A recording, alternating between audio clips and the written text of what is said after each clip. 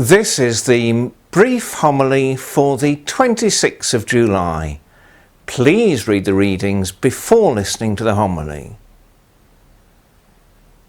When Paul remarks that God cooperates with the people who love God, turning things to their advantage, even before the sentence is finished, Paul prevents a misunderstanding, so that people don't start thinking, well, yes, of course, this is a reward for my goodness. It's only right that God does this for me because I love God. No, Paul says, those God has chosen. It's God's initiative. The fact that a person loves God is already a reaction to a prior gift from God, a choice on God's part. And he adds a couple more sentences to make sure people get the point. In the Gospel, the merchant didn't bury the treasure in the field, he found it. The other merchant didn't make the pearl in a laboratory, he found it. They're great treasures that they haven't earned, they've found. In the first reading, Solomon doesn't congratulate himself, well, of course God chose me to lead God's people. I mean, I am so well qualified for it.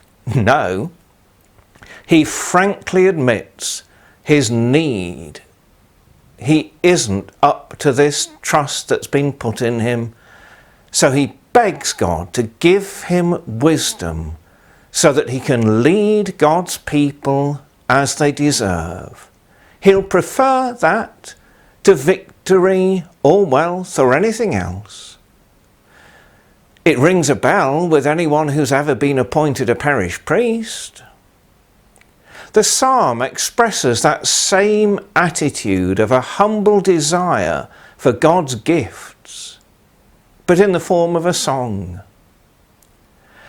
Now, the second part of the Gospel, the parable of the net, that's a comfort.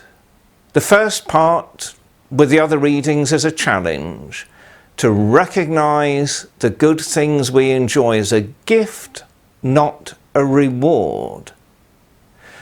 The comfort is this: there are bad fish and good fish in the net.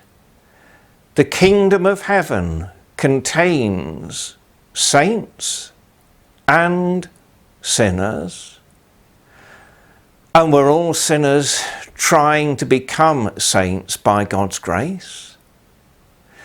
But it can be disheartening when we learn that a church-going Christian whom we've admired, or even a member of the clergy, has done something wicked.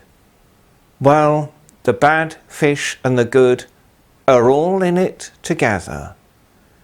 There will be a sorting out at the end of time.